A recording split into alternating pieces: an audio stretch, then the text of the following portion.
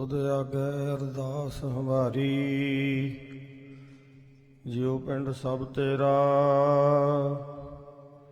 कहो नानक सब तेरी वड्याई, कोई नाव न जाने मेरा। सतगुरु गरीब नवाज भगत वशल कृपा दे खजाने, दीन दुनिया दे मालक धन धन सतगुरु श्री गुरु ग्रंथ साहिब जी की पावन हजूरी अंदर सजी हुई गुरु रूप खालसा साध संगत जी, कलगीधर पातशाह जी की बख्शिश की हुई फतेह प्रवान करो। प्रेम सहित बुलाओ जी। वाहिगुरु जी का खालसा, वाहिगुरु जी की फतेह। सतगुरु जी की अपार कृपा हो रही है, हजूर दे दर्शन हो रहे हैं, सत्संगत प्राप्त हो रही है। सतगुरु जी दे गुरबाणी विच बचन हल, जो सुख दर्शन पेखते प्यारे, मुख ते कहण न जाए। जो गुरु दे दर्शनां विच सुख है, जो गुरु दे दर्शनां विच शांति है, महाराज कहंदे रसना तो कही नहीं जा सकती। ऐसा सुख मिलता गुरुदेव के दर्शन करके। सो सतगुरु धन धन श्री गुरु ग्रंथ साहिब जी का पहला प्रकाश गुरपुरब आप सब संगतां वल्लों बड़ी शरधा भावना दे नाल मनाया जा रहा है। गुरु की बाणी दे सहज पाठ आरंभ हन, गुरमुख प्यारे कर रहे हैं।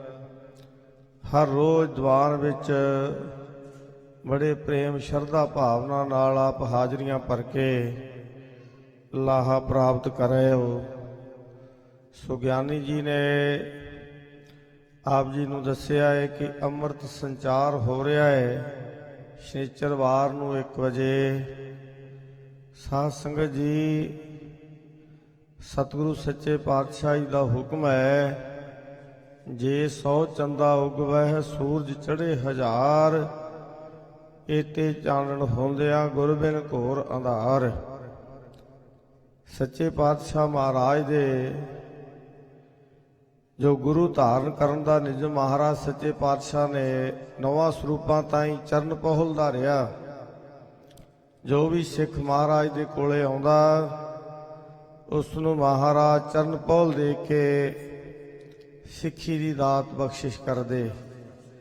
10ਵੇਂ ਪਾਤਸ਼ਾਹ ਮਹਾਰਾਜ ਸਾਹਿਬ ਜੀ ਨੇ ਖੰਡੇ ਬਾਟੇ ਦਾ ਅੰਮ੍ਰਿਤ ਤਿਆਰ ਕਰਕੇ ਇਹ ਨਿਯਮ ਬਣਾ ਦਿੱਤਾ, ਜਿਸ ਨੇ ਸ੍ਰੀ ਗੁਰੂ ਗ੍ਰੰਥ ਸਾਹਿਬ ਜੀ ਨੂੰ ਗੁਰੂ ਧਾਰਨ ਕਰਨਾ ਹੈ, ਉਹਨੂੰ ਮਹਾਰਾਜ ਦੇ ਚਰਨਾਂ ਵਿੱਚ ਹਾਜ਼ਰ ਹੋ ਕਰਕੇ ਪੰਜਾਂ ਪਿਆਰਿਆਂ ਦੇ ਪਾਸੋਂ ਗੁਰੂ ਕਾ ਖੰਡੇ ਬਾਟੇ ਦਾ ਅੰਮ੍ਰਿਤ ਛਕਣਾ ਪਵੇਗਾ।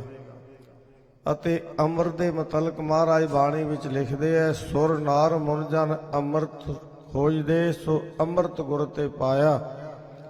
ਜਿਸ ਅੰਮ੍ਰਿਤ ਨੂੰ ਪਹਿਲੇ ਯੁਗਾਂ ਵਿੱਚ ਦੇਵਤੇ ਲੋਕ ਤਰਸਦੇ ਫਿਰਦੇ ਰਹੇ, ਉਸ ਸਤਿਗੁਰੂ ਸੱਚੇ ਪਾਤਸ਼ਾਹ ਮਹਾਰਾਜ ਨੇ ਕਿਰਪਾ ਕਰਕੇ ਤਰਸ ਕਰਕੇ 4 ਯੁਗਾਂ ਕਾ ਹੁਣ ਨਬੇੜਾ, ਨਰ ਮਨੁੱਖਾਂ ਨੂੰ ਏਕ ਨਿਧਾਨਾ। 4 ਯੁਗਾਂ ਦਾ ਨਿਬੇੜਾ ਕਰਨ ਵਾਸਤੇ ਬੀਬੀਆਂ ਤੇ ਸਿੰਘਾਂ ਨੂੰ ਗੁਰੂ ਕਾ ਇੱਕੋ ਜਿਹਾ ਖਜ਼ਾਨਾ ਅੰਮ੍ਰਿਤ ਦੀ ਦਾਤ ਬਖਸ਼ਿਸ਼ ਕਰਕੇ ਨਿਹਾਲ ਕੀਤਾ। ਇਹ ਬਿਹਾਰ ਦੀ ਬੋਲੀ ਹੈ ਮਨੁੱਖਾ। ਮਨੁੱਖਾ ਉਧਰ ਔਰਤ ਨੂੰ ਕਿਹਾ ਜਾਂਦਾ ਹੈ, ਬੀਬੀਆਂ ਨੂੰ ਕਿਹਾ ਜਾਂਦਾ ਹੈ। ਇਸ ਕਰਕੇ ਮਹਾਰਾਜ ਨੇ ਉਸ ਬੋਲੀ ਨੂੰ ਵੀ ਮਾਣ ਦਿੱਤਾ ਹੈ। 4 ਯੁਗਾਂ ਕਾ ਹੁਣ ਨਬੇੜਾ, ਨਰ ਮਨੁੱਖਾਂ ਨੂੰ ਏਕ ਨਿਧਾਨਾ। ਬੀਬੀਆਂ ਤੇ ਸਿੰਘਾਂ ਨੂੰ ਇੱਕੋ ਜਿਹਾ ਖਜ਼ਾਨਾ ਗੁਰੂ ਕੇ ਅੰਮ੍ਰਿਤ ਦੀ ਦਾਤ ਬਖਸ਼ਿਸ਼ ਕਰਕੇ ਮਹਾਰਾਜ ਨੇ ਨਿਹਾਲ ਕੀਤਾ। ਜਿੱਥੇ ਪੰਜਾਂ ਪਿਆਰਿਆਂ ਨੂੰ ਅੰਮ੍ਰਿਤ ਛਕਾਇਆ, ਉਹਨਾਂ ਕੋਲੋਂ ਆਪ ਅੰਮ੍ਰਿਤ ਦੀ ਦਾਤ ਪ੍ਰਾਪਤ ਕਰਕੇ ਗੋਬਿੰਦ ਰਾਏ ਤੋਂ ਸ੍ਰੀ ਗੁਰੂ ਗੋਬਿੰਦ ਸਿੰਘ ਸਾਹਿਬ ਜੀ ਬਣੇ। ਤੇ ਸੱਚੇ ਪਾਤਸ਼ਾਹ ਮਹਾਰਾਜ ਨੇ ਸੱਚਖੰਡ ਜਦੋਂ ਤਿਆਰੀ ਕੀਤੀ ਹੈ, ਸ੍ਰੀ ਹਜੂਰ ਸਾਹਿਬ ਸੱਚਖੰਡ ਤਖਤ ਨੰਦੇੜ, ਉਸ ਵੇਲੇ ਆਗਿਆ ਕਰ ਦਿੱਤੀ, ਆਗਿਆ ਭਈ ਅਕਾਲ ਕੀ ਤਬੈ ਚਲਾਇਓ ਪੰਥ, ਸਭ ਸਿੱਖਨ ਕੋ ਹੁਕਮ ਹੈ ਗੁਰੂ ਮਾਨਿਓ ਗ੍ਰੰਥ। कि सारे सिखां लो ਹੁਕਮ ਹੈ ਸਾਡੇ ਵੱਲੋਂ ਕਿ ਸ੍ਰੀ ਗੁਰੂ ਗ੍ਰੰਥ ਸਾਹਿਬ ਜੀ ਨੂੰ ਗੁਰੂ ਮੰਨਣਾ ਹੈ। ਕਿਸੇ ਦੇਹ ਧਾਰੀ ਨੂੰ ਗੁਰੂ ਨਹੀਂ ਮੰਨਣਾ। ਜਿਵੇਂ ਆਪਾਂ ਇਤਿਹਾਸ ਪੜ੍ਹਦੇ ਹਾਂ, ਧੰਨ ਸ੍ਰੀ ਗੁਰੂ ਅਮਰਦਾਸ ਸਾਹਿਬ ਸੱਚੇ ਪਾਤਸ਼ਾਹ 21 ਵਾਰ ਗੰਗਾ ਦੀ ਯਾਤਰਾ ਤੇ ਗਏ। ਵਾਪਸ ਆਉਂਦਿਆਂ ਇੱਕ ਦਿਨ ਕੋਈ ਬ੍ਰਹਮਚਾਰੀ ਸਾਧੂ ਉਹਨਾਂ ਨਾਲ ਮੇਲ ਹੋਇਆ। ਰਾਤ ਉਹਨਾਂ ਨਾਲ ਬਤੀਤ ਕੀਤੀ। ਜਦੋਂ ਸਵੇਰੇ ਤੁਰਨ ਲੱਗੇ ਐ ਤੇ ਹਜੂਰ ਨੂੰ ਪੁੱਛਿਆ ਉਹ ਸਾਧੂ ਨੇ, ਭਾਈ ਗੁਰਮੁਖਾ, ਰਾਤ ਇਕੱਠਿਆਂ ਬਤੀਤ ਕੀਤੀ ਹੈ, ਇਕੱਠਿਆਂ ਜਲ ਪਾਣੀ ਵੀ ਛਕਿਆ ਹੈ, ਪਰ ਇਹ ਨਹੀਂ ਤੈਨੂੰ ਪੁੱਛਿਆ ਵੀ ਤੇਰਾ ਗੁਰੂ ਕੌਣ ਹੈ। ਜਦੋਂ ਮਹਾਰਾਜ ਨੂੰ ਇਹ ਸਵਾਲ ਕੀਤਾ ਤੇ ਸੱਚੇ ਪਾਤਸ਼ਾਹ ਕਹਿਣ ਲੱਗੇ, ਗੁਰੂ ਤਾਂ ਅਜੇ ਤਾਈਂ ਅਸੀਂ ਕੋਈ ਧਾਰ ਨਹੀਂ ਕੀਤਾ। ਉਸਨੇ ਬੜਾ ਪਛਤਾਤਾਪ ਕੀਤਾ ਕਿ ਮੇਰੇ ਪਹਿਲੇ ਕੀਤੇ ਹੋਏ ਜਿੰਨੇ ਕਰਮ ਸੀ ਸਾਰੇ ਵਿਅਰਥ ਹੋ ਗਏ। ਜਿਵੇਂ ਹਜ਼ੂਰ ਬਾਣੀ 'ਚ ਲਿਖਦੇ ਆ, ਨਗੁਰੇ ਕਾ ਹੈ ਨਾਉ ਬੁਰਾ, ਨਗੁਰੇ ਦਾ ਤੇ ਨਾਂ ਲੈਣਾ ਮਾੜਾ ਹੈ। ਸਤਿਗੁਰੂ ਗੁਰੂ ਅਮਰਦਾਸ ਸਾਹਿਬ ਸੱਚੇ ਪਾਤਸ਼ਾਹ ਦੇ ਮਨ ਵਿੱਚ ਬਹੁਤ ਭਾਰੀ ਠੇਸ ਪ੍ਰਾਪਤ ਹੋਈ, ਬਹੁਤ ਸੱਟ ਵੱਜੀ। ਜਦੋਂ ਘਰ ਵਾਪਸ ਆਏ ਹੈ ਬਾਸਰ ਕੇ ਨਗਰ, ਹਰ ਵੇਲੇ ਹੀ ਮਨ ਵਿੱਚ ਪਿਆਸ ਲੱਗੀ ਹੈ ਵੀ ਕਦੋਂ ਸੱਚਾ ਗੁਰੂ ਮਿਲੇ। ਜਦੋਂ ਮਹਾਰਾਜ ਸੱਚੇ ਪਾਤਸ਼ਾਹ ਨੇ ਮਿਹਰ ਕਰਨੀ ਉਦੋਂ ਮਿਹਰ ਹੁੰਦੀ ਹੈ। ਬੰਦੇ ਦੇ ਆਪਣੇ ਵੱਸ ਦੀ ਗੱਲ ਨਹੀਂ ਹੁੰਦੀ। ਉਸ ਵੇਲੇ ਭਾਗ ਜਾ ਕੇ ਭਰਾ ਦੀ ਨੂੰਹ ਬੀਬੀ ਅਮਰੋ ਦੇ ਪਾਸੋਂ ਗੁਰੂ ਕੀ ਬਾਣੀ ਸਰਵਣ ਕੀਤੀ। ਮਨ ਨੂੰ ਸ਼ਾਂਤੀ ਆਈ ਤੇ ਬੇਨਤੀ ਕੀਤੀ, ਹੇ ਪੁੱਤਰੀ, ਇਹ ਬਾਣੀ ਕਿਸ ਦੀ ਹੈ। ਬੀਬੀ ਅਮਰੋ ਕਹਿਣ ਲੱਗੀ, ਇਹ ਧੰਨ ਗੁਰੂ ਨਾਨਕ ਸਾਹਿਬ ਸੱਚੇ ਪਾਤਸ਼ਾਹ ਮਹਾਰਾਜ ਦੀ ਬਾਣੀ ਹੈ। ਹੇ ਪੁੱਤਰੀ, ਉਹਨਾਂ ਦੇ ਦਰਸ਼ਨ ਹੋ ਸਕਦੇ ਹੈ। ਬੀਬੀ ਅਮਰੋ ਕਹਿਣ ਲੱਗੇ, ਉਹ ਤਾਂ ਸੱਚਖੰਡ ਪਿਆਨਾ ਕਰ ਗਏ, ਸੋ ਉਹਨਾਂ ਦੇ ਥਾਂ ਤੇ ਸੇਵਾ ਮੇਰੇ ਪਿਤਾ ਜੀ ਗੁਰਦੇਵ ਸ੍ਰੀ ਖਡੂਰ ਸਾਹਿਬ ਕਰ ਰਹੇ। ਚੰਗਾ, ਫਿਰ ਮੈਨੂੰ ਵੀ ਉਹਨਾਂ ਦੇ ਦਰਸ਼ਨ ਕਰਵਾਓ। ਬੀਬੀ ਅਮਰੋ ਦੇ ਨਾਲ ਆਏ ਹੈ, ਸੱਚੇ ਪਾਤਸ਼ਾਹ ਦੇ ਦਰਸ਼ਨ ਕੀਤੇ ਤੇ ਸੇਵਾ ਵਾਸਤੇ ਬੇਨਤੀ ਕੀਤੀ। ਸੱਚੇ ਪਾਤਸ਼ਾਹ ਨੇ ਭਾਵੇਂ ਸ੍ਰੀ ਖਡੂਰ ਸਾਹਿਬ ਜੀ ਦੀ ਪਾਵਨ ਧਰਤੀ ਤੇ ਜਲ ਟੋਭੇ ਖੂਹ ਹੈ ਸੀ, ਪਾਣੀ ਦੀ ਕੋਈ ਜਲ ਦੀ ਕਮੀ ਨਹੀਂ ਸੀ, ਪਰ ਆਪਣੇ ਸੇਵਕ ਨੂੰ ਉਸ ਇਮਤਿਹਾਨ ਵਿੱਚ ਸੇਵਾ ਦੇ ਕਠਿਨ ਪਹਿਰੇ ਵਿੱਚ ਪਾਸ ਕਰਨਾ ਸੀ, ਪ੍ਰੀਖਿਆ ਲੈਣੀ ਸੀ। 12 ਸਾਲ ਸ੍ਰੀ ਗੋਂਦਵਾਲ ਸਾਹਿਬ ਦੀ ਪਾਵਨ ਧਰਤੀ ਤੋਂ ਬਿਆਸਾ ਦਰਿਆ ਦੇ ਵਿੱਚੋਂ ਜਲ ਲਿਆਉਣ ਦੀ ਸੇਵਾ ਬਖਸ਼ੀ। ਵੱਡੀ ਉਮਰ ਹੈ, 61 ਸਾਲ ਦੀ ਉਮਰ ਹੈ ਹਜੂਰ ਦੀ ਜਦੋਂ ਸੇਵਾ ਆਰੰਭ ਹੁੰਦੀ ਹੈ। 73 ਸਾਲ ਦੀ ਉਮਰ ਹੈ ਜਦੋਂ ਸੱਚੇ ਪਾਤਸ਼ਾਹ ਦੀ ਬਖਸ਼ਿਸ਼ ਹੁੰਦੀ ਹੈ। ਇਮਤਿਹਾਨ ਦੀ ਘੜੀ ਆਈ ਹੈ ਤੇ ਪਾਸ ਹੋਏ ਤੇ ਸੱਚੇ ਪਾਤਸ਼ਾਹ ਮਹਾਰਾਜ ਨੇ 12 ਵਰ ਦਿੱਤੇ। ਨਿਮਾਣਿਆਂ ਦੇ ਮਾਣ, ਨਤਾਣਿਆਂ ਦੇ ਤਾਣ, ਨਿਉਟਿਆਂ ਦੀ ਓਟ, ਨਗੱਤਿਆਂ ਦੀ ਗੱਤ, ਪੱਤਿਆਂ ਦੀ ਪੱਤ, ਨਧਰਿਆਂ ਦੀ ਧਿਰ, ਇਤਿਆਦਿਕ 12 ਵਰ ਦੇ ਕੇ ਨਿਹਾਲ ਕੀਤਾ ਹੈ। ਗੁਰਗੱਦੀ ਬਖਸ਼ ਦਿੱਤੀ ਅਤੇ ਕਿਹਾ, ਪੁਰਖਾ ਤੁਸੀਂ ਹੁਣ ਖਡੂਰ ਸਾਹਿਬ ਨਹੀਂ ਰਹਿਣਾ, ਸ੍ਰੀ ਗੋਂਦਵਾਲ ਸਾਹਿਬ ਦੀ ਪਾਵਨ ਨਗਰੀ ਜਾ ਕੇ ਵਸਾਓ, ਇੱਥੇ ਸਾਡੇ ਪੁੱਤਰ ਈਰਖਾ ਕਰਨਗੇ। ਹਜੂਰ ਦਾ ਬਚਨ ਮੰਨ ਕੇ ਸ੍ਰੀ ਗੋਂਦਵਾਲ ਸਾਹਿਬ ਦੀ ਪਾਵਨ ਨਗਰੀ ਵਸਾਈ, ਜਿਸ ਤੇ ਮੁਤਲਕ ਭੱਟਾਂ ਨੇ ਲਿਖਿਆ, ਗੋਬਿੰਦਵਾਲ ਗੋਬਿੰਦਪੁਰੀ ਸਮ ਜਲਨ ਤੀਰ ਵਪਾਸ ਬਣਾਇਓ। ਜਲਨ ਭੱਟ ਲਿਖਦਾ ਹੈ ਕਿ ਬਿਆਸਾ ਦਰਿਆ ਦੇ ਕੰਢੇ ਤੇ ਸ੍ਰੀ ਗੁਰੂ ਅਮਰਦਾਸ ਸਾਹਿਬ ਜੀ ਨੇ ਐਸੀ ਨਗਰੀ ਵਸਾਈ ਜੋ ਪਰਮੇਸ਼ਰ ਦੀ ਪੁਰੀ ਦੇ ਸਮਾਨ ਹੈ, ਜਿੱਥੇ 22 ਸਾਲ ਰਹਿ ਕਰਕੇ ਧੰਨ ਸ੍ਰੀ ਗੁਰੂ ਅਮਰਦਾਸ ਸਾਹਿਬ ਜੀ ਨੇ ਦੁਨੀਆ ਦਾ ਭਲਾ ਕੀਤਾ ਹੈ ਅਤੇ ਪਹਿਲਾ ਤੀਰਥ ਰਚਿਆ ਸ੍ਰੀ ਗੋਂਦਵਾਲ ਸਾਹਿਬ ਬੌਲੀ ਸਾਹਿਬ ਕਲਯੁਗੀ ਜੀਵਾਂ ਦੇ ਭਲੇ ਵਾਸਤੇ, ਜੀਵਨ ਮੁਕਤ ਹੋਣ ਵਾਸਤੇ ਇਹ ਮਹਾਰਾਜ ਨੇ ਤੀਰਥੀ ਰਚਨਾ ਕੀਤੀ ਹੈ। ਦੋਵੇਂ ਹੀ ਤੀਰਥ ਜਿਸ ਨੂੰ ਹਜ਼ੂਰ ਨੇ ਬਾਣੀ ਵਿੱਚ ਲਿਖਿਆ ਹੈ, ਤੀਰਥ ਨਾਵਣ ਜਾਓ, ਤੀਰਥ ਨਾਮ ਹੈ। ਜਿੱਥੇ ਜਲ ਦਾ ਵੀ ਤੀਰਥ ਹੈ ਤੇ ਨਾਮ ਦਾ ਵੀ ਤੀਰਥ ਹੈ ਤੇ ਸੇਵਾ ਦਾ ਵੀ ਤੀਰਥ ਹੈ। ਤ੍ਰਿਵੈਣੀ ਬਣਾ ਦਿੱਤੀ ਤੇ ਹੁਕਮ ਕਰ ਦਿੱਤਾ, ਸਤਿਗੁਰ ਕੀ ਸੇਵਾ ਸਫਲ ਹੈ। ਜੇ ਕੋ ਕਰੈ ਚਿਤ ਲਾਏ, ਮਨ ਚਿੰਦਿਆ ਫਲ ਪਾਵਣਾ, ਹਉਮੈ ਵਿੱਚੋਂ ਜਾਏ। ਇੱਥੇ ਹੀ ਇੱਕ ਦਿਨ ਸ੍ਰੀ ਗੁਰੂ ਅੰਗਦ ਦੇਵ ਸਾਹਿਬ ਸੱਚੇ ਪਾਤਸ਼ਾਹ ਦਾ ਸਾਹਿਬਜ਼ਾਦਾ ਬਾਬਾ ਦਾਤੂ ਆਇਆ। ਹਜ਼ੂਰ ਚੌਂਕੀ ਤੇ ਸਜੇ ਹੋਏ ਸੀ ਆਸਣ ਤੇ, ਪਿੱਛੋਂ ਦੀ ਆਣ ਕੇ ਬੜੇ ਜ਼ੋਰ ਦੀ ਲੱਤ ਮਾਰੀ ਹੈ। ਹਜ਼ੂਰ ਚੌਂਕੀ ਤੋਂ ਥੱਲੇ ਹੋ ਗਏ ਹੈ ਤੇ ਪਿੱਛਾ ਮੁੜ ਕੇ ਛੇਤੀ ਛੇਤੀ ਭਾਈ ਦਾਤੂ ਦੇ ਚਰਨ ਫੜ ਲਏ ਹੈ। ਸੱਚੇ ਪਾਤਸ਼ਾਹ ਘੁੱਟਣ ਲੱਗ ਪਏ ਚਰਨ, ਕਹਿਣ ਲੱਗੇ ਮੇਰਾ ਸਰੀਰ ਤਾਂ ਬਜ਼ੁਰਗ ਹੋਇਆ ਹੈ, ਸੇਵਾ ਕਰਕੇ ਹੱਡੀਆਂ ਰਹਿ ਗਈਆਂ, ਮਾਸ ਹੈ ਨਹੀਂ। ਤੁਸੀਂ ਗੁਰੂ ਕੇ ਸਾਹਿਬਜ਼ਾਦੇ ਹੋ, ਕਿਤੇ ਤੁਹਾਡੇ ਚਰਨਾਂ ਨੂੰ ਕਿਤੇ ਸੱਟ ਨਾ ਵੱਜੀ ਹੋਵੇ। ਇੰਨੀ ਨਿਮਰਤਾ ਵੇਖ ਕੇ ਫਿਰ ਨਿਵਣਾ ਹੀ ਪੈ ਗਿਆ ਭਾਈ ਦਾਤੂ ਨੂੰ ਤੇ ਕਹਿ ਦਿੱਤਾ, ਇਸੇ ਨਿਮਰਤਾ ਕਰਕੇ ਸਾਡੇ ਪਿਤਾ ਦੀ ਇਹ ਗੁਰਗੱਦੀ ਦੇ ਵਾਰਸ ਤੁਸੀਂ ਬਣ ਗਏ ਹੋ। ਤਾਂ ਸੱਚੇ ਪਾਤਸ਼ਾਹ ਨੇ ਐਸੇ ਚੋਜ ਰਚਾਏ। 22 ਸਾਲਾਂ ਵਿੱਚ ਮਹਾਰਾਜ ਨੇ ਅਨੇਕਾਂ ਜੀਵਾਂ ਦਾ ਉਧਾਰ ਕੀਤਾ, ਅਨੇਕਾਂ ਪ੍ਰਾਣੀਆਂ ਨੂੰ ਪਰਮੇਸ਼ਰ ਦੇ ਨਾਮ ਨਾਲ ਜੋੜ ਕੇ ਗੁਰੂ ਕੀ ਸਿੱਖੀ ਦੀ ਦਾਤ ਬਖਸ਼ੀ। ਕਹਿਣ ਤੋਂ ਭਾਵ ਕਿ ਗੁਰੂ ਦੀ ਲੋੜ ਧੰਨ ਸ੍ਰੀ ਗੁਰੂ ਅਮਰਦਾਸ ਸਾਹਿਬ ਜੀ ਨੂੰ ਵੀ ਪਈ ਅਤੇ ਮਹਾਰਾਜ ਦੇ ਚਰਨਾਂ ਵਿੱਚ ਹਾਜ਼ਰ ਹੋ ਕੇ ਗੁਰੂ ਕੀ ਸਿੱਖੀ ਦੀ ਦਾਤ ਪ੍ਰਾਪਤ ਕਰਨੀ ਪਈ। ਜੇ ਦਸਮ ਪਾਤਸ਼ਾਹ ਦੇ ਸਮੇਂ ਦਾ ਇਤਿਹਾਸ ਪੜ੍ਹ ਲਈਏ, ਹਜ਼ੂਰ ਜਦੋਂ ਸ੍ਰੀ ਅਨੰਦਪੁਰ ਸਾਹਿਬ ਦਾ ਜੰਗ ਲੜ ਕੇ, ਚਮਕੌਰ ਸਾਹਿਬ ਦਾ ਜੰਗ ਲੜ ਕੇ, ਚਾਰੇ ਸਾਹਿਬਜ਼ਾਦੇ ਸ਼ਹੀਦ ਕਰਾ ਕੇ ਮਾਛੂਵਾੜੇ ਆਲਮਗੀਰ ਥਾਣੀ ਹੁੰਦੇ ਹੋਏ, ਸ੍ਰੀ ਮੁਕਤਸਰ ਸਾਹਿਬ ਜੀ ਦਾ ਜੰਗ ਲੜ ਕੇ ਖਿਦਰਾਣਾ ਕਰ ਮੁਕਤ ਸਰ ਮੁਕਤ ਸਭ ਕੀਨ ਹੋਏ, ਸਾਬਤ ਜੂਝੇ ਜੱਬੇ ਬੜੋ ਮਰਤਬੋ ਲੀਨ। ਸੋ ਸ੍ਰੀ ਮੁਕਤਸਰ ਸਾਹਿਬ 40 ਮੁਕਤਿਆਂ ਨੂੰ ਨਵਾਜ਼ ਕਰਕੇ 40 ਮੁਕਤਿਆਂ ਦਾ ਵਰ ਦੇ ਕੇ ਹਜ਼ੂਰ ਸਾਬੋ ਕੀ ਤਲਵੰਡੀ ਪਹੁੰਚੇ ਹੈ। ਇੱਥੇ ਭਾਈ ਡੱਲਾ ਅੱਗੇ ਆਣ ਕੇ ਮਿਲਿਆ ਹੈ। ਡੱਲਾ ਚੌਧਰੀ ਸੀ, ਕਾਫੀ ਜਾਇਦਾਦ ਦਾ ਮਾਲਕ ਸੀ ਸਾਬੋ ਕੀ ਤਲਵੰਡੀ ਦਾ, ਤੇ ਸ਼ਰਧਾ ਭਾਵਨਾ ਦੇ ਨਾਲ ਆਪਣੇ ਸਿਪਾਹੀਆਂ ਦੇ ਸਮੇਤ ਆਣ ਕੇ ਮਹਾਰਾਜ ਦਾ ਸਤਿਕਾਰ ਕੀਤਾ ਹੈ।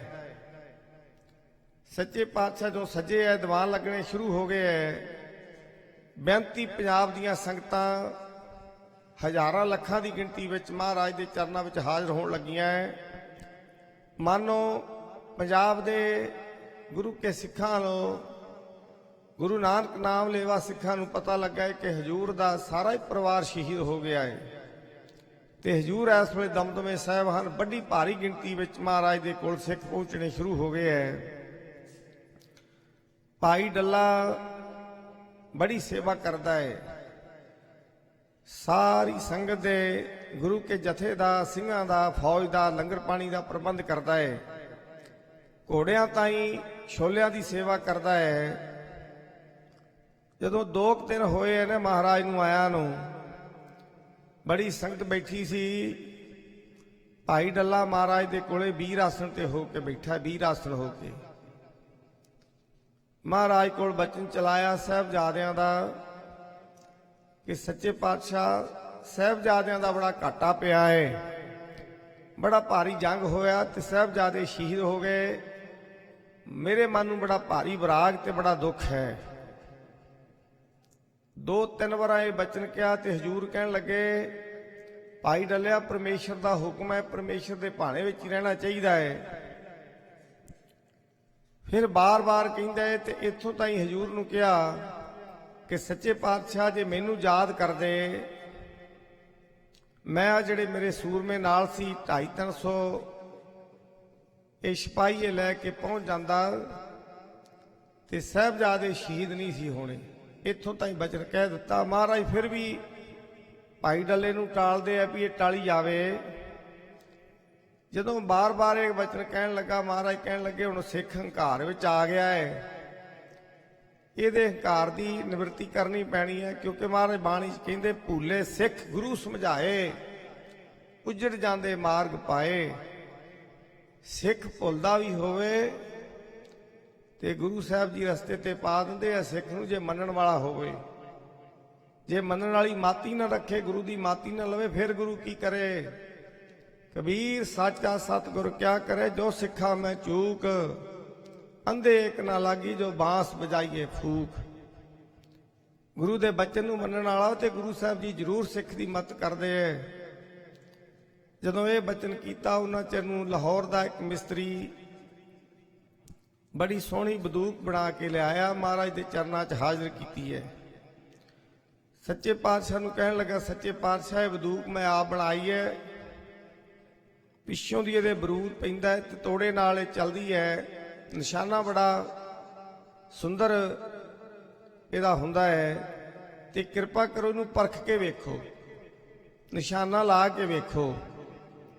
ਸੱਚੇ ਪਾਤਸ਼ਾਹ ਕਹਿਣ ਲੱਗੇ, ਚੰਗਾ ਸਿੱਖਾ ਹੁਣੇ ਲਾ ਲੈਨੇ ਨਿਸ਼ਾਨਾ। ਮਹਾਰਾਜ ਭਾਈ ਡੱਲੇ ਨੂੰ ਕਹਿਣ ਲੱਗੇ, ਡੱਲਿਆ ਕੋਈ ਸਿਪਾਹੀ ਆਪਣਾ ਖਿਲਾਰ, ਇਹ ਸਿੱਖ ਕਹਿੰਦਾ ਰਫਲ ਪਰਖਣੀ ਐ, ਅਸੀਂ ਨਿਸ਼ਾਨਾ ਲਾ ਕੇ ਵੇਖੀਏ। ਇਹਨਾਂ ਬਚਨ ਕਹਿੰਦਿਆਂ ਹੀ ਭਾਈ ਡੱਲੇ ਦੇ ਜਿਹੜਾ ਹੰਕਾਰ ਦਾ ਪਾਰਾ ਚੜਿਆ ਸੀ ਲੈ ਗਿਆ। ਜਿਹੜੇ ਪਿੱਛੇ ਦੇ ਸਿਪਾਹੀ ਬੈਠੇ ਸੀ ਸਾਰਿਆਂ ਦੇ ਮਨ ਡਰ ਗਏ। ਸਾਰੇ ਹੀ ਮਨੋਂ ਮਨੀ ਕਹਿਣ ਲੱਗੇ, ਕਿਤੇ ਸਾਨੂੰ ਨਾ ਕਹਿ ਦੇਵੇ ਡੱਲਾ ਤੂੰ ਉੱਠ, ਸਾਨੂੰ ਨਾ ਕਹਿ ਦੇਵੇ। ਹੌਲੀ ਹੌਲੀ ਡੱਲੇ ਤੋਂ ਅੱਖ ਬਚਾ ਕੇ ਤੇ ਪਿੱਛੇ ਨੂੰ ਤੁਰਨੇ ਸ਼ੁਰੂ ਹੋ ਗਏ। ਹਜ਼ੂਰ ਨੇ ਜਦੋਂ ਦੂਜੀ ਵਾਰ ਆਖਿਆ ਹੈ, ਉਦੋਂ ਵੀ ਡੱਲੇ ਨੇ ਪਿੱਛੇ ਨੂੰ ਵੇਖਿਆ ਤੇ ਸਿਪਾਹੀ ਹੋਰ ਉੱਠਣੇ ਸ਼ੁਰੂ ਹੋ ਗਏ। ਡੱਲੇ ਨੂੰ ਪਤਾ ਲੱਗ ਗਿਆ ਵੀ ਬੰਦੂਕ ਦੇ ਅੱਗੇ ਕਿਹੜਾ ਖਲੋਣਾ ਹੈ।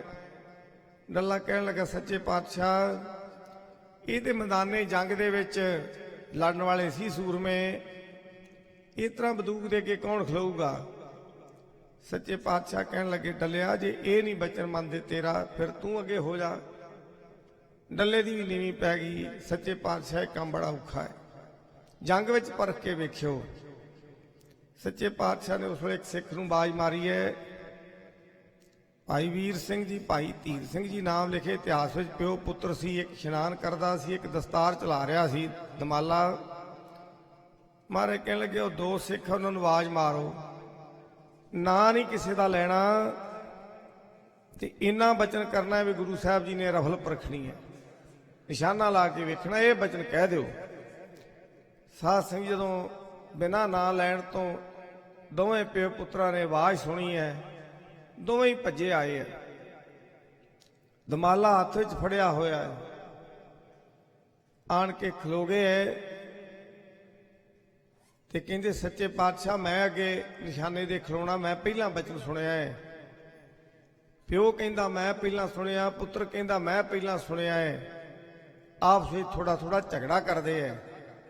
ਡੱਲਾ ਉਸ ਵੇਲੇ ਵੇਖ ਕੇ ਹੈਰਾਨ ਹੋ ਰਿਹਾ ਹੈ ਵੀ ਇਹ ਕੈਸੇ ਗੁਰੂ ਕੇ ਸਿੰਘ ਹਨ, ਕੈਸੇ ਸੂਰਮੇ ਹਨ, ਮਰਨ ਨੂੰ ਕਿੰਨੇ ਉਤਾਵਲੇ ਗੁਰੂ ਦੇ ਇੱਕ ਬਚਨ ਤੇ ਸਾਧ ਸੰਗਤ ਜੀ ਮਹਾਰਾਜ ਕਹਿਣ ਲੱਗੇ, ਕੋਈ ਨਹੀਂ ਫਿਰ ਤੁਸੀਂ ਦੋਵੇਂ ਖਲੋ ਜਾਓ, ਦੋਵਾਂ ਤੇ ਪਰਖ ਕੇ ਵੇਖ ਲੈਨੇ ਆ। ਪੁੱਤਰ ਛੋਟਾ ਸੀ, ਪਿਤਾ ਵੱਡਾ ਸੀ। ਹਜ਼ੂਰ ਨੇ ਪੂਰੀ ਤਿਆਰੀ ਕਰ ਲਈ ਹੈ, ਵੀਰ ਆਸਣ ਹੋ ਕੇ ਉਸ ਰਾਈਫਲ ਨੂੰ ਫੜ ਕੇ ਬੈਠ ਗਏ। ਘੋੜੇ ਤੇ ਹੱਥ ਰੱਖ ਲਿਆ ਹੈ ਮਹਾਰਾਜ ਨੇ। ਜੇ ਤਾਂ ਮਹਾਰਾਜ ਉਸ ਰਫਲ ਨੂੰ ਨਾਲੀ ਨੂੰ ਉੱਪਰ ਨੂੰ ਕਰਦੇ ਐ ਤੇ ਦੋਵੇਂ ਉੱਪਰ ਨੂੰ ਹੁੰਦੇ ਅੱਡੀਆਂ ਚੁੱਕ ਕੇ ਕਿ ਮਹਾਰਾਜ ਦਾ ਨਿਸ਼ਾਨਾ ਪਾਸੇ ਨਾ ਚਲੇ ਜਾਵੇ। ਜੇ ਥੱਲੇ ਨੂੰ ਕਰਦੇ ਐ ਤੇ ਬੜੀ ਕਾਹਲੀ ਨਾਲ ਦੋਵੇਂ ਬੈਠ ਜਾਂਦੇ ਐ। ਇਸ ਤਰ੍ਹਾਂ 2-3 ਵਾਰ ਕੀਤਾ ਮਹਾਰਾਜ ਨੇ ਜਦੋਂ, ਤੇ ਹੌਲੀ ਜੀ ਫੈਰ ਮਹਾਰਾਜ ਨੇ ਉੱਪਰ ਦੀ ਲੰਘਾ ਦਿੱਤਾ, ਦੋਵਾਂ ਨੂੰ ਛਾਤੀ ਨਾਲ ਲਾਇਆ। ਮਹਾਰਾਜ ਡੱਲੇ ਨੂੰ ਕਹਿਣ ਲੱਗੇ, ਡੱਲਿਆ ਇਹੋ ਜਿਹੇ ਜਵਾਨ ਸੀ ਉੱਥੇ ਚਮਕੌਰ ਸਾਹਿਬ ਦੇ ਜੰਗ ਵਿੱਚ, ਜਿਨ੍ਹਾਂ ਨੇ 10 ਲੱਖ ਦੇ ਨਾਲ ਟੱਕਰਾ ਕੀਤਾ। 13 ਜਵਾਨ ਤੇ 1 ਸੈਕਿੰਡ ਸੀ ਉੱਥੇ ਰਹਿ ਸਕਦਾ।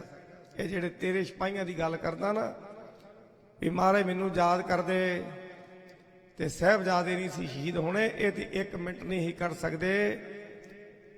ਇਹਨਾਂ ਵਰਗੇ ਜਵਾਨ ਸੀ ਉੱਥੇ। ਤੀਸਰੇ ਪਿਆਰੇ ਗੁਰੂ ਕੇ ਭਾਈ ਹਿੰਮਤ ਸਿੰਘ ਜੀ, ਭਾਈ ਮੋਹਕਮ ਸਿੰਘ ਜੀ, ਜਿਨ੍ਹਾਂ ਨੂੰ ਮਹਾਰਾਜ ਨੇ ਕਿਹਾ ਸੀ ਗੁਰੂ ਕੇ ਸੂਰਮਿਓ ਅੱਜ 1.25 ਲੱਖ ਫੌਜ ਮੁਗਲ ਨੂੰ ਮਾਰ ਕੇ ਫਿਰ ਸ਼ਹੀਦੀ ਪ੍ਰਾਪਤ ਕਰਨੀ ਹੈ। ਜੋ ਅਸੀਂ ਬਚਨ ਕੀਤਾ ਸੀ 1.25 ਲੱਖ ਸੇ ਏਕ ਲੜਾऊं ਤਬੇ ਗੋਬਿੰਦ ਸਿੰਘ ਨਾਮ ਕਹਾऊं, ਉਹ ਬਚਨ ਸਾਡਾ ਪੂਰਾ ਕਰਨਾ ਹੈ ਅੱਜ। ਸੋ ਇਹ ਬਚਨ ਅਸੀਂ ਪੂਰਾ ਕਰਕੇ ਆਏ हैं। फिर महाराज 9 महीने रहे, सारी रात खलो के डल्ला पहरा दिंदा रहा। ते जदों महाराज तैयारी की है ना हजूर साहब नूं ते हथ जोड़ के खलो गया, कहन लगा सच्चे पातशाह किरपा करियो अपने चरनां विच दरगाह विच पीढ़ी जिन्नी थां दे दिओ। महाराज कहंदे डल्लिया तूं सेवा बड़ी कीती है, जल पानी दी संगतां दी लंगर दा प्रबंध करदा रहा है, रात खलो के पहरा दिंदा रहा है, इहदे विच कोई कमी नहीं तेरी सेवा विच। इहदे वंडे तैनूं को राज भाग दुनिया दा दे सकदे हैं, चाहे ते तेरी उम्र 4 जुगां जिन्नी लम्मी कर दईए, स्वर्ग दा राज दे सकदे तैनूं। पर जे गुरु के चरनां 'च थां लैणी है फिर खंडे बाटे का अमृत छकना पवेगा। पीवो पाल खंडे तार होवे जन सुहेला।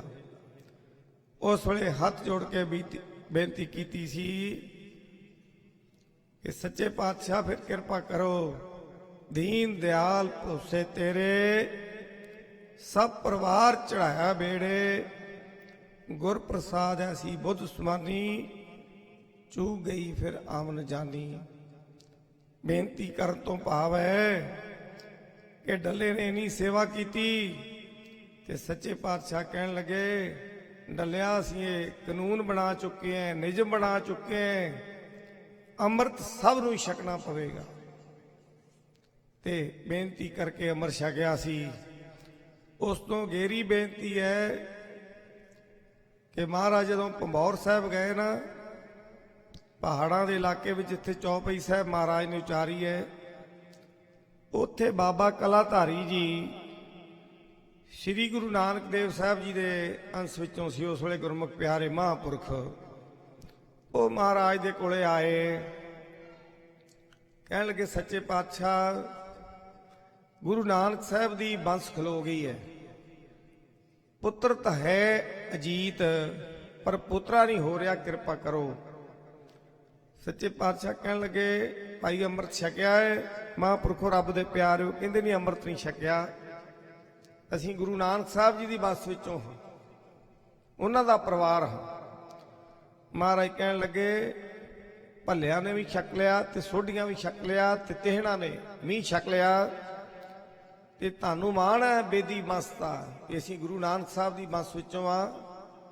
पर असीं इस कानून पक्का बना चुके हैं भाई कोई भी है ये साडे वास्ते भी हुक्म इक्को जाई है ते दूसरे सारे वास्ते इक्को है, अमृत छकना पऊगा। सच्चे पातशाह उम्र बड़ी वड्डी हो चुकी है, कहने लगे पुत्र नूं छकाओ। फिर अजीत जी का नाम सी, उन्हें फिर महाराज को बेनती करके अमृत छकिया, अजीत सिंह बनया। ओदे कर संगत जी महाराज दे बचनां दे नाल बाबा साहब सिंह जी बेदी होए, जिन्हां ने महाराजा रणजीत सिंह दे फौज दे विच हो के नाल मोढे नाल मोढा जोड़ के कार दीआं तोपां चलाईआं ते महाराजा रणजीत सिंह वेले 5 प्यारिਆਂ ਦੀ सेवा विच लगदे रहे गुरमुख प्यारे। सो साध सिंह जी ये महाराज दा इतिहास है, गुरु के सिखां दा, गुरु के प्यारिਆਂ दा इतिहास सुनना ते पढ़न दा इहो महात्म है कि उन्होंने अपना जीवन जिहड़ा है गुरु की बाणी अनुसार ढालिया है, गुरु के बचन कमा के उन्होंने अपना जीवन बतीत किया है। जदों उन्हों के जीवन को असीं जानना करांगे, उन्हों के इतिहास नूं सुनांगे, ਜਿਵੇਂ ਸਾਡੇ ਬਹੁਤ ਹੀ ਸਤਿਕਾਰਯੋਗ ਗਿਆਨੀ ਹਰਵਿੰਦਰ ਸਿੰਘ ਜੀ ਆਪ ਜੀ ਨੂੰ ਲੜੀਵਾਰ ਕਥਾ ਜੋ ਚੱਲ ਰਹੀ ਹੈ ਮਹਾਰਾਜ ਦੇ ਹਜ਼ੂਰ, ਉਹਨਾਂ ਦੀ ਕਥਾ ਬੜੇ ਪ੍ਰੇਮ ਨਾਲ ਸੁਣਾ ਰਹੇ ਸੀ। ਹਰ ਕੀਆਂ ਕਥਾ ਕਹਾਣੀਆਂ ਗੁਰਮੀਤ ਸੁਣਾਈ। ਸੋ ਮਹਾਰਾਜ ਦੇ ਸਾਰੇ ਤਖਤਾਂ ਤੇ ਸ੍ਰੀ ਮੰਜੀ ਸਾਹਿਬ, ਅੰਮ੍ਰਿਤਸਰ ਸਾਹਿਬ, ਜਿੰਨੇ ਵੀ ਇਤਿਹਾਸਕ ਗੁਰਦੁਆਰੇ ਤੇ ਜਿੰਨੇ ਵੀ ਬਾਹਰ ਗੁਰਦੁਆਰੇ ਗੁਰੂ ਕੇ ਸਿੱਖਾਂ ਨੇ ਮਹਾਰਾਜ ਦੇ ਗੁਰੂ ਘਰਾਂ ਦੀ ਸੇਵਾ ਕੀਤੀ, ਸਾਰੇ ਹੀ ਥਾਵਾਂ ਤੇ ਸ਼ਾਮ ਨੂੰ ਸ੍ਰੀ ਗੁਰਪ੍ਰਤਾਪ ਸੂਰਜ ਗ੍ਰੰਥ ਦੀ ਕਥਾ ਹੁੰਦੀ ਹੈ। ਗੁਰੂ ਦਾ ਇਤਿਹਾਸ ਬੜਾ ਸੁੰਦਰ ਲਿਖਿਆ ਹੈ। ਬਹੁਤ ਉਹਨਾਂ ਨੂੰ ਅਨੁਭਵੀ ਗਿਆਨ ਸੀ ਰੱਬ ਦੇ ਪਿਆਰਿਆਂ ਨੂੰ, ਗਿਆਨੀ ਸੰਤੋਖ ਸਿੰਘ ਜੀ ਨੂੰ, ਜਿਨ੍ਹਾਂ ਨੂੰ ਮਹਾਂਕਵੀ ਦਾ ਖਿਤਾਬ ਮਿਲਿਆ ਹੈ, ਪੰਥ ਨੇ ਦਿੱਤਾ ਹੈ ਕਿ ਉਹਨਾਂ ਵਰਗਾ ਜਸ ਜਿਹੜਾ ਹੈ ਗੁਰੂ ਦਾ, ਉਹ ਕੋਈ ਵਿਰਲਾ ਹੀ ਪਿਆਰਾ ਕਰ ਸਕਦਾ ਹੈ। ਸੋ ਇਸ ਪ੍ਰਕਾਰ ਦੇ ਨਾਲ ਪਹਿਲੀ ਬੇਨਤੀ ਕੀਤੀ, ਸਤਿਗੁਰੂ ਗੁਰੂ ਅਮਰਦਾਸ ਸਾਹਿਬ ਸੱਚੇ ਪਾਤਸ਼ਾਹ ਨੂੰ ਵੀ ਗੁਰੂ ਧਾਰਨ ਦੀ ਲੋੜ ਪਈ ਤੇ ਫਿਰ ਇੰਨੀਆਂ ਸੰਗਤਾਂ ਦਾ ਭਲਾ ਕੀਤਾ। 22 ਮੰਜੀਆਂ ਸਿੱਖੀ ਦੇ ਪ੍ਰਚਾਰ ਵਾਸਤੇ ਸਾਰੇ ਹਿੰਦੁਸਤਾਨ ਵਿੱਚ 22 ਪ੍ਰਚਾਰਕਾਂ ਨੂੰ ਭੇਜਿਆ। ਇਸ ਪ੍ਰਕਾਰ ਨਾਲ ਅਗੇਰੀ ਬੇਨਤੀ ਭਾਈ ਡੱਲੇ ਬਾਰੇ ਕੀਤੀ ਕਿ ਭਾਈ ਡੱਲੇ ਨੇ ਕਿੰਨੀ ਸੇਵਾ ਕੀਤੀ, ਤੇ ਹਜ਼ੂਰ ਨੇ ਕਿਹਾ ਭਾਈ ਡੱਲਿਆ ਗੁਰੂ ਕਾ ਅੰਮ੍ਰਿਤ ਛਕ, ਗੁਰ ਕਹਿਆ ਸਾਕਾਰ ਕਮਾਵੋ, ਗੁਰ ਕੀ ਕਰਨੀ ਕਾਹੇ ਧਾਵੋ। ਸਿੱਖ ਨੇ ਗੁਰੂ ਦੇ ਬਚਨ ਨੂੰ ਮੰਨਣਾ ਹੈ, ਗੁਰੂ ਕੇ ਬਚਨਾਂ ਤੇ ਪ੍ਰੇਮ ਸ਼ਰਧਾ ਭਾਵਨਾ ਰੱਖਣੀ ਹੈ। ਗੁਰੂ ਕੇ ਸਿੱਖ ਨੇ ਕਿੰਤੂ ਪ੍ਰੰਤੂ ਕਦੇ ਨਹੀਂ ਕਰਨਾ। ਜਿਸ ਗੁਰੂ ਕੇ ਸਿੱਖ ਦੀ ਗੁਰੂ ਤੋਂ ਸ਼ਰਧਾ ਭਾਵਨਾ ਟੁੱਟ ਜੇ, ਗੁਰੂ ਤੋਂ ਭਾਵਨਾ ਟੁੱਟ ਜੇ, ਸਾਧ ਸੰਗਤ ਜੀਓ, ਗੁਰੂ ਦੇ ਚਰਨਾਂ ਵਿੱਚ ਪ੍ਰਵਾਨ ਨਹੀਂ ਹੋ ਸਕਦਾ। ਉਹ 84 ਲੱਖ ਦੇ ਜੂਨ ਦੇ ਗੇੜੇ ਵਿੱਚੋਂ ਕਦੇ ਬਚ ਨਹੀਂ ਸਕਦਾ। ਗੁਰੂ ਤੇ ਸ਼ਰਧਾ ਭਾਵਨਾ ਰੱਖਣੀ ਪਵੇਗੀ। ਇਸ ਪ੍ਰਕਾਰ ਨਾਲ ਹੀ ਭਾਈ ਦਿਆਲ ਦਾਸ ਜੀ ਹੋਏ ਹੈ। ਬਾਬਾ ਆਦਮ ਮਾਲਵੇ ਦੀ ਧਰਤੀ ਦੇ ਵਿੱਚ ਹੋਇਆ ਹੈ, ਜਿਹਦੀ ਵੱਡੀ ਉਮਰ ਹੋ ਚੁੱਕੀ ਸੀ, ਭਾਰੀ ਜਾਇਦਾਦ ਦਾ ਮਾਲਕ ਸੀ, ਪਰ ਘਰ ਵਿੱਚ ਕੋਈ ਪੁੱਤਰ ਨਹੀਂ ਹੈ। ਕਿਸੇ ਸਿੱਖ ਨੇ ਆਖਿਆ ਸ੍ਰੀ ਅੰਮ੍ਰਿਤਸਰ ਸਾਹਿਬ ਜਾ, ਗੁਰੂ ਰਾਮਦਾਸ ਸਾਹਿਬ ਜੀ ਦੇ ਪਾਸ। ਸਿੱਖ ਦਾ ਬਚਨ ਮੰਨ ਕੇ ਬਾਬੇ ਆਦਮ ਨੇ ਬੜੀ ਭਾਰੀ ਸੇਵਾ ਕੀਤੀ, ਦੋਵਾਂ ਜੀਆਂ ਨੇ। ਮਹਾਰਾਜ ਨੇ ਪ੍ਰਸੰਨ ਹੋ ਕੇ ਕਿਹਾ, ਬਾਬਾ ਆਦਮ ਤੂੰ ਸੇਵਾ ਬੜੀ ਸ਼ਰਧਾ ਭਾਵਨਾ ਨਾਲ ਕੀਤੀ ਹੈ, ਜੇ ਤੇਰੇ ਕਰਮਾਂ ਵਿੱਚ ਨਿਰੰਕਾਰ ਨੇ ਪੁੱਤਰ ਨਹੀਂ ਵੀ ਲਿਖਿਆ, ਅਸੀਂ ਆਪਣੇ ਘਰ ਵਿੱਚੋਂ ਪੁੱਤਰ ਦੇ ਦੇਣੇ। ਸਾਡੇ ਘਰ 3 ਪੁੱਤਰ ਹੋ ਚੁੱਕੇ ਐ, ਬਾਬਾ ਪਿਰਥੀ ਚੰਦ, ਗੁਰੂ ਅਰਜਨ ਸਾਹਿਬ ਜੀ, ਬਾਬਾ ਮਹਾਦੇਵ ਜੀ। ਜਿਹੜਾ ਚੌਥਾ ਪੁੱਤਰ ਸਾਡੇ ਘਰ ਹੋਣਾ ਹੈ ਉਹ ਸਾਡੇ ਘਰ ਨਹੀਂ ਹੋਊ, ਬਾਬਾ ਤੇਰੇ ਘਰ ਹੋਊਗਾ। ਤੇ ਭਗਤ ਸਰੂਪ ਹੋਏ ਲਖ ਲੀਜੇ, ਕਿਉਂਕਿ ਮਾਤਾ ਨੇ ਬੇਨਤੀ ਕੀਤੀ ਸੱਚੇ ਪਾਤਸ਼ਾਹ ਪੁੱਤਰ ਹੋਵੇ ਤੇ ਗੁਰੂ ਕੀ ਸਿੱਖੀ ਦੀ ਦਾਤ ਉਹਦੇ ਕੋਲ ਹੋਵੇ, ਗੁਰੂ ਕਾ ਸਿੱਖ ਹੋਵੇ। ਤੇ ਮਹਾਰਾਜ ਨੇ ਕਿਹਾ ਭਗਤ ਸਰੂਪ ਹੋਏ ਲਖ ਲੀਜੇ, ਉਹ ਭਗਤ ਹੋਊਗਾ, ਨਾਮ ਹੀ ਉਹਦਾ ਭਗਤੂ ਰੱਖਿਓ। ਇਹ ਮਾਲਵੇ ਦੀ ਧਰਤੀ ਵਿੱਚ ਬਾਬੇ ਆਦਮ ਦੇ ਘਰ ਮਹਾਰਾਜ ਦੇ ਬਚਨ ਨਾਲ ਭਾਈ ਭਗਤੂ ਪੈਦਾ ਹੋਇਆ। ਉਹਦਾ ਅੱਗੇ ਪੁੱਤਰ ਗੌਰਾ ਹੋਇਆ, ਇੱਕ ਜੂਨ ਹੋਇਆ। ਗੌਰੇ ਦਾ ਪੁੱਤਰ ਹੋਇਆ ਭਾਈ ਦਿਆਲ ਦਾਸ ਜੀ। ਜਿਸ ਵੇਲੇ ਮਹਾਰਾਜ ਦਮਦਮੇ ਸਾਹਿਬ ਤੋਂ ਬਠਿੰਡੇ ਨੂੰ ਆ ਰਿਹਾ ਇੱਕ ਦੇਹ ਦਾ ਉਧਾਰ ਕਰਨ ਵਾਸਤੇ, ਜਿਹੜਾ ਜੀਵਾਂ ਨੂੰ ਤੰਗ ਕਰਿਆ ਸੀ, ਉਸ ਵੇਲੇ ਰਾਹ ਵਿੱਚ ਇਹਦਾ ਨਗਰ ਸੀ ਭਾਈ ਦਿਆਲ ਦਾਸ ਦਾ। ਇਹਨੂੰ ਪਤਾ ਲੱਗਾ ਕਿ ਧੰਨ ਗੁਰੂ ਕਲਗੀਧਰ ਪਾਤਸ਼ਾਹ ਆ ਰਿਹਾ ਹੈ, ਮੇਰੇ ਨਗਰ ਥਾਣੀ ਲੰਘਣਾ ਹੈ। ਇਹਨੇ ਲੰਗਰ ਤਿਆਰ ਕੀਤਾ। ਸੱਚੇ ਪਾਤਸ਼ਾਹ ਜਦੋਂ ਆਏ ਹੈ ਤੇ ਘੋੜੇ ਨੂੰ ਤ੍ਰੇਹ ਲੱਗੀ ਹੈ, ਪਿਆਸ ਲੱਗੀ ਹੈ, ਪਾਣੀ ਵੱਲ ਨੂੰ ਸਿੰਘਾਂ ਨੇ ਘੋੜੇ ਨੂੰ ਮੋੜਿਆ ਹੈ, ਪਰ ਘੋੜੇ ਨੇ ਜਲ ਤਾਂ ਨਰਮ ਸੀ ਪਰ ਛਕਿਆ ਨਹੀਂ। ਸਿੱਖ ਕਹਿਣ ਲੱਗੇ ਸੱਚੇ ਪਾਤਸ਼ਾਹ ਘੋੜੇ ਨੂੰ ਪਿਆਸ ਤੇ ਬੜੀ ਲੱਗੀ ਸੀ, ਪਰ ਇਹਨੇ ਜਲ ਵੀ ਨਰਮ ਸੀ, ਕਿਉਂ ਨਹੀਂ ਛਕਿਆ? ਮਹਾਰਾਜ ਕਹਿਣ ਲੱਗੇ ਇਸ ਨਗਰ ਵਿੱਚ ਨਗੁਰਾ ਭਾਈ ਦਿਆਲ ਦਾਸ ਰਹਿੰਦਾ ਹੈ, ਉਹਦੇ ਘਰੋਂ ਪਾਣੀ ਆਉਂਦਾ ਇਸ ਛੱਪੜ ਦੇ ਵਿੱਚ, ਤਾਂ ਕਰਕੇ ਨਗੁਰੇ ਪੁਣੇ ਦੀ ਝੂਠ ਕਰਕੇ ਘੋੜੇ ਨੇ ਜਲ ਨਹੀਂ ਛਕਿਆ।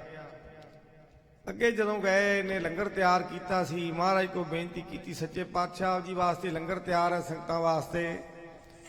ਮਹਾਰਾਜ ਕਹਿਣ ਲੱਗੇ ਭਾਈ ਦਿਆਲ ਦਾਸ ਅੰਮ੍ਰਿਤ ਕਿਉਂ ਨਹੀਂ ਛਕਿਆ, ਗੁਰੂ ਕੀ ਸਿੱਖੀ ਕਿਉਂ ਨਹੀਂ ਧਾਰਨ ਕੀਤੀ? ਕਹਿਣ ਲੱਗਾ ਸੱਚੇ ਪਾਤਸ਼ਾਹ ਅਸੀਂ ਗੁਰੂ ਕੀ ਅਸ ਵਿੱਚੋਂ ਆ।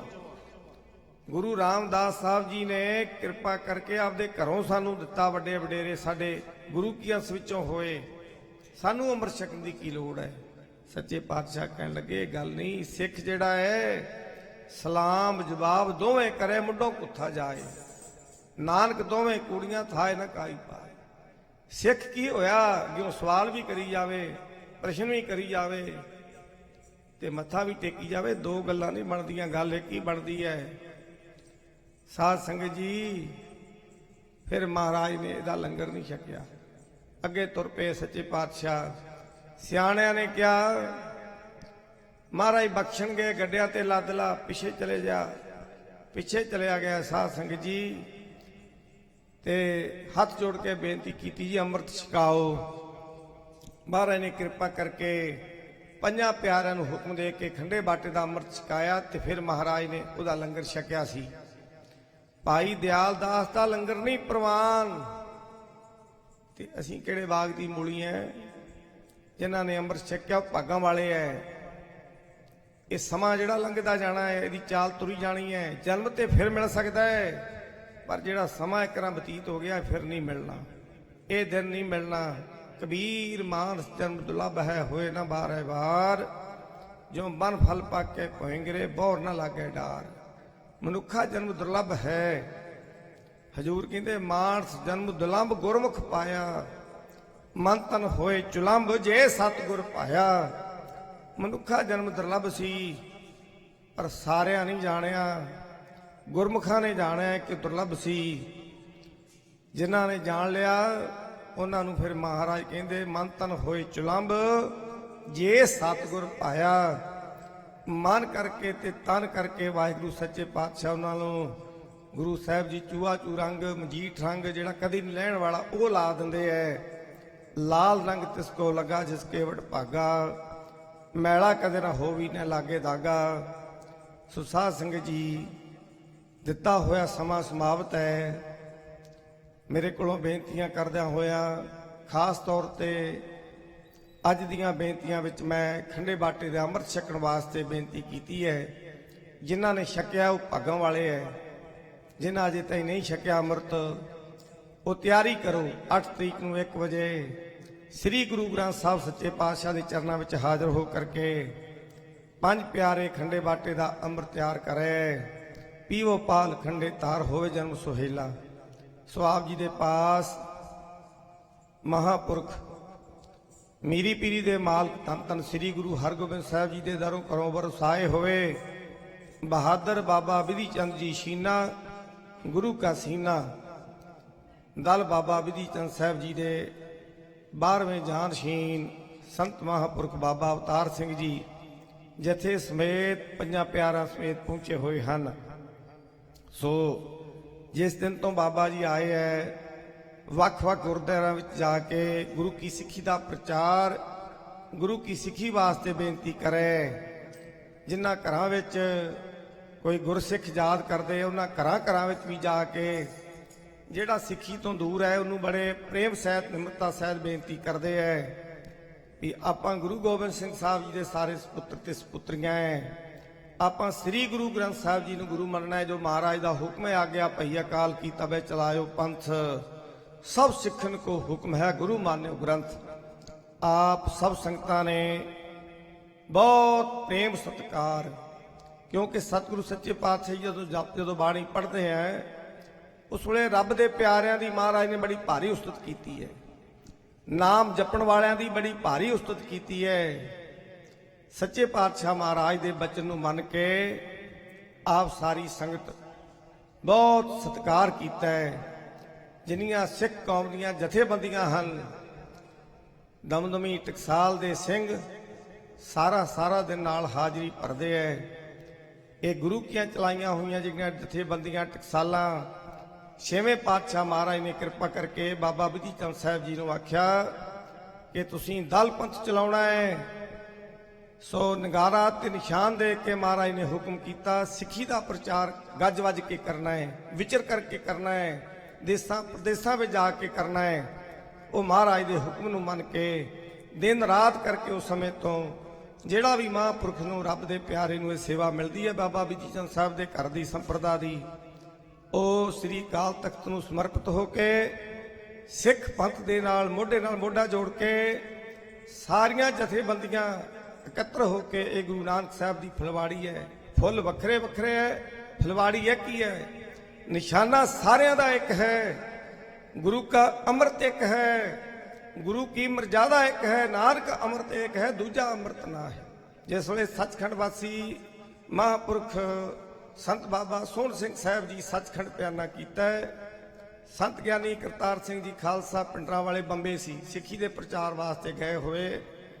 उधर बाबा जी याद करे इसी सचखंड नूं जाना है तो संतां नूं किसी तरह मंगाइए। अजे तार नहीं उत्ते पहुंची, उस वे टैलीग्राम सी, टैलीफोन तो नहीं है। उधर संत ज्ञानी करतार सिंह जी खालसा ने एक दिन पहला ही सारे जथे नूं बसां नूं तोड़ दिता। भाई जे दिन तो 20 रहिंदे सिੱਖੀ के प्रचार के जे थे प्रोग्राम दे, पर पंजाब में जरूरी कारज पै गया है, चाले पा दिओ। अगले दिन आप हवाई जहाज ते चढ़ के बड़ी काली नाल सुर सिंह पहुंचे। बाबा जी अगों याद कर रहे कि तुहानूं याद करते सचखंड नूं तैयारी सी। सो साध संगत जदों दशहरे के भोग पे अकोतरी के पाठ जथे के सिंघां नूं ला के दो सिंघां ने, तीन सिंघां ने, रहत मर्यादा विच पक्कियां सिंघां ने गुरु की मर्यादा दे नाल गुरु की बाणी दे भोग पाए। जिस वे अमृत की तैयारी हुई है, आप संत ज्ञानी करतार सिंह जी खालसा पिंडरां वाले पंजां प्यारिਆਂ विच लगे, संत बाबा दया सिंह साहब जी नाल लगे, बाकी जथे दे सिंह लग के सो बाबा जी नूं बेनती कर लगे, ज्ञानी करतार सिंह जी खालसा पिंडरां वाले बाबा जी किहड़ी बाणी पढ़ोगे? कहण लगे जिहड़ा हुक्म है ओह पढ़ देंगे। सो कहण लगे चंगा तुसीं जाप साहब का पाठ सुणाओ। जाप साहब का पाठ पढ़िओ। आप संतां ने जपजी साहब का पाठ किया ते बाबा दया सिंह साहब जी ने जाप साहब का पाठ किया ते बहुत आनंद प्रसन्न होए। संत करतार सिंह जी खालसा पिंडां वाले कहण लगे पाठ तो बड़ी बार सुनिया सी, पर बाबा जी इन्ना शुद्ध पाठ नहीं असीं कदी सुनिया जिन्ना आप जी ने शुद्ध पाठ किया है। क्योंकि बाणी शुद्ध पाठ करने वास्ते दसम पातशाह महाराज ने ये टकसाल दमदमी चलाई सी, गुरु की सिੱਖੀ के प्रचार की ते सिंघां नूं बाणी पढ़ाउण दी। सो इन्हां दोवां जथेबंदियां दा भारी प्यार संत ज्ञानी गुरबचन सिंह जी खालसा पिंडां वालिਆਂ तो चलिया आउंदा है, जिहड़ा निरंतर निभ रहा है। जे बाबा जी इंग्लैंड गए, उत्थे संतां दी बरसी सी, इधरला प्रोग्राम 15 दिन इसे करके लेट कर दिता भी सिंघां ने याद किया है, संतां दी याद मनाउणी है। ऐसे रब दे प्यारिਆਂ दी याद मनाउणी ਜਿਹੜੇ रब दे प्यारे संसार विच आउंदे है, उन्हां दा आउणा भी प्रवान, उन्हां दा रहना भी प्रवान। ते जे रब दे प्यारे परमेश्वर दे भाणे सार सचखंड चले जाण, उन्हां दा सचखंड जाना भी प्रवान। उन्हां दी याद विच जुड़ के जिग्यासू जन परमेश्वर दे नाल मिलण दा यतन करदे है। सो उन्हां दी बरसी ते समागम ते उत्थे हाजरी भरी। सारी जथेबंदियां टकसाल दे सिंह सारिਆਂ ने इन्ना प्यार जिताया महापुरखा ने, क्योंकि महापुरखा का जीवन प्यार वाला हुंदा है। वो प्यार नाल गुरु की सिੱਖੀ की दात बनते हैं, गुरु के चरणों नाल जोड़ते हैं। हजूर दे बचन आवे साहिब चित तेरिया भगतां डिठियां। सो महाराज साहब जी ते बड़े प्रेम नाल बचन करते हैं, जिन्नी सखी सौ राविया तिन पुछोगी जाए, पाए लगो बेनती करो लियोगी पंथ बताए। ਸੋ ਇੰਨੀਆਂ ਬੇਨਤੀਆਂ ਕਰਦਾ ਖਿਮਾ ਦਾ ਜਾਚਕ ਹਾਂ। ਮਹਾਂਪੁਰਖ ਵੀ ਸੰਤ ਬਾਬਾ ਅਵਤਾਰ ਸਿੰਘ ਜੀ ਹਾਜ਼ਰੀ ਲਾਉਣ ਵਾਸਤੇ ਮਹਾਰਾਜ ਦੇ ਚਰਨਾਂ ਵਿੱਚ ਅੰਮ੍ਰਿਤ ਵੇਲੇ ਵੀ ਹਾਜ਼ਰ ਹੋਏ ਸੀ, ਹੁਣ ਵੀ ਪਹੁੰਚੇ ਹੈ। ਸੱਚੇ ਪਾਤਸ਼ਾਹ ਮਹਾਰਾਜ ਮਹਾਂਪੁਰਖਾਂ ਦੀ, ਸਾਰੇ ਗੁਰੂ ਕੇ ਸਿੰਘਾਂ ਦੀ ਹਾਜ਼ਰੀ ਆਪ ਦੇ ਦਰ ਤੇ ਪ੍ਰਵਾਨ ਕਰ ਲਿਓ। ਅੰਮ੍ਰਿਤ ਸੰਚਾਰ ਹੋ ਰਿਹਾ ਹੈ ਚੜ੍ਹਦੀਆਂ ਕਲਾ ਦੇ ਨਾਲ। ਤਿਆਰੀ ਕਰੋ, ਗੁਰੂ ਕਾ ਜਹਾਜ਼ ਚੱਲਣਾ ਹੈ। ਗੁਰੂ ਕੇ ਜਹਾਜ਼ ਤੇ ਚੜ੍ਹ ਕੇ ਦਸਮ ਪਾਤਸ਼ਾਹ ਦੇ ਸੁਪੁੱਤਰ ਤੇ ਸੁਪੁੱਤਰੀਆਂ ਬਣ ਗਏ। ਤੇ 9 ਤਰੀਕ ਨੂੰ ਨਗਰ ਕੀਰਤਨ ਹੈ। ਨਗਰ ਕੀਰਤਨ ਚੜ੍ਹਦੀਆਂ ਕਲਾ ਦੇ ਨਾਲ ਧੌਂਸਿਆਂ ਨਗਾਰਿਆਂ ਤੇ ਚੋਟਾਂ ਲੱਗਣਗੀਆਂ, ਨਿਸ਼ਾਨ ਚੱਲਣਗੇ, ਪੰਜ ਪਿਆਰਿਆਂ ਦੀ ਗਵਾਹੀ ਹੋਊਗੀ। ਸ੍ਰੀ ਗੁਰੂ ਗ੍ਰੰਥ ਸਾਹਿਬ ਛਤਰਛਾਇਆ ਹੇਠ ਮਹਾਨ ਨਗਰ ਕੀਰਤਨ ਸ੍ਰੀ ਗੁਰੂ ਸਿੰਘ ਸਭਾ ਮਾਲਟਨ ਗੁਰਦੁਆਰੇ ਦੀ ਸੰਗਤ ਵੱਲੋਂ ਸਾਰੇ ਇਸ ਸ਼ਹਿਰ ਦੀ ਸੰਗਤ ਦੇ ਸਹਿਯੋਗ ਨਾਲ ਨਗਰ ਕੀਰਤਨ ਹੋ ਰਿਹਾ। ਹਾਜ਼ਰੀਆਂ ਭਰ ਕੇ ਲਾਹਾ ਪ੍ਰਾਪਤ ਕਰਿਓ। ਹੋਈਆਂ ਗਲਤੀਆਂ ਦੀ ਮਾਫੀ ਬਖਸ਼ਿਓ। ਗੱਜ ਕੇ ਫਤਿਹ ਬੁਲਾਈਏ ਜੀ। ਵਾਹਿਗੁਰੂ ਜੀ ਕਾ ਖਾਲਸਾ, ਵਾਹਿਗੁਰੂ ਜੀ ਕੀ ਫਤਿਹ।